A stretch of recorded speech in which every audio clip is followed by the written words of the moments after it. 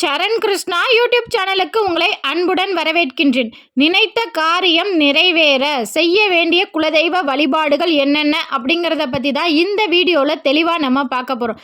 நம்ம சேனலில் உள்ள வீடியோவை ஃபஸ்ட் டைம் நீங்கள் பார்க்குறீங்க அப்படின்னா மறக்காமல் நம்ம சேனலை சப்ஸ்கிரைப் பண்ணி வச்சுக்கோங்க. நம்ம சேனலில் தொடர்ந்து குலதெய்வ பதிவுகள், ஆன்மீக தகவல்கள் வந்து கொண்டே இருக்கும். வாங்க வீடியோக்குள்ளே போகலாம். உங்களுக்கு ஒரு காரியம் சீக்கிரம் நிறைவேறணும் அப்படின்னா கண்டிப்பாக குலதெய்வ வழிபாடு இந்த முறையில் நீங்கள் செய்யும்போது நீங்கள் நினச்ச காரியம் ரொம்பவே சீக்கிரமாக நிறைவேறும். அப்பேற்பட்ட ஒரு அற்புதமான எளிய வழிபாட்டு முறையை தான் இந்த வீடியோவில் தெளிவாக நம்ம பார்க்க போகிறோம். இந்த குலதெய்வ வழிபாடு நீங்கள் செய்ய போகிறீங்க அப்படின்னா கண்டிப்பாக உங்களோட கோரிக்கை நியாயமானதாக மட்டுமே இருக்கணும். நியாயமானதாக இருந்தால் மட்டுமே அந்த கோரிக்கைகள் நீங்கள் நினைச்ச காரியம் உடனே நிறைவேறும். அதே போல் இந்த வழிபாடு செய்கிறதுக்கு பெரிய பொருள் செலவு அப்படிங்கிறதும் இருக்கவே இருக்காது. இது ஒரு எளிய வழிபாடு, எல்லோராலும் செய்யக்கூடிய வழிபாடு. இந்த வழிபாடு செய்யும்போது விரதம் இருக்கணுமா? இருக்க தேவையில்லை. அசைவம் சாப்பிடலாமா? தாராளமாக சாப்பிடலாம்.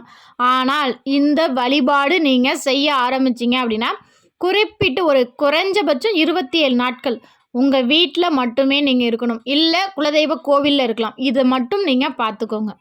இப்போ வழிபாடு எப்படி செய்யலாம் அப்படிங்கிறத பார்த்துடலாம். இந்த வழிபாடை நீங்கள் இரவு தூங்க போவதற்கு முன்னாடி செய்ய போகிறீங்க. இரவு தூங்க போவதற்கு முன்னாடி கை கால் மூஞ்செல்லாம் சுத்தமாக கழுவிட்டு நீங்கள் உங்கள் படுக்கை அறையிலேயே தாராளமாக செய்யலாம்.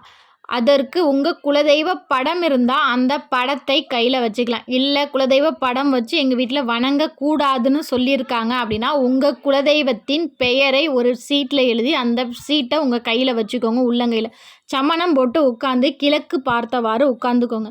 உட்கார்ந்து உங்களுக்கு என்ன காரியம் நடக்கணுமோ அந்த காரியம் நடந்தது போல், அந்த காரியம் உங்களுக்கு நடந்துச்சு, அதனால் ரொம்ப சந்தோஷமாக இருக்கீங்க. உங்கள் கண்ணை மூடணுன்னா அந்த விஷயங்கள் நடக்குது. நீங்கள் என்னெல்லாம் ஆசைப்பட்றீங்களோ அது எல்லாமே நடந்திருக்கிற மாதிரி ரொம்பவே சந்தோஷமான மனநிலையில் இருந்துக்கிட்டு உங்கள் குலதெய்வ படத்தை வச்சுக்கிட்டு என்ன சொல்லணும்னா, ஓம் என் குலதெய்வமே, எனக்கு இந்த செயலை விரைவில் நிறைவேற்றி கொடுத்ததற்கு மிக்க நன்றி அப்படின்னு 27 முறை சத்தமாக உச்சரிக்கலாம். இல்லை இந்த விஷயம் மற்றவங்களுக்கு தெரியக்கூடாதுன்னு நாங்கள் நினைக்கிறோம் அப்படின்னா மனதளவில் கொஞ்சம் சத்தம் கம்மியாக நீங்கள் உச்சரிக்க வேண்டும். ஆனால் சரியாக 27 முறை சொல்ல வேண்டும். ஒரு முறை அதிகமாகவும் சொல்லக்கூடாது, குறைவாகவும் சொல்லிடவே கூடாது.